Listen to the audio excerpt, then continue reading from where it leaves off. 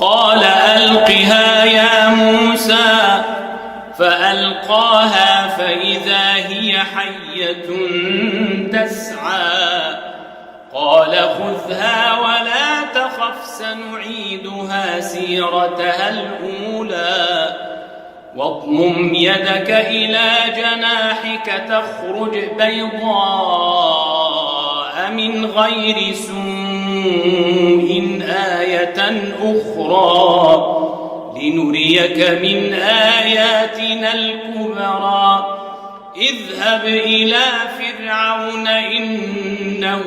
طغى قال رب اشرح لي صدري ويسر لي أمري واحلل عقدة من لساني يفقه قولي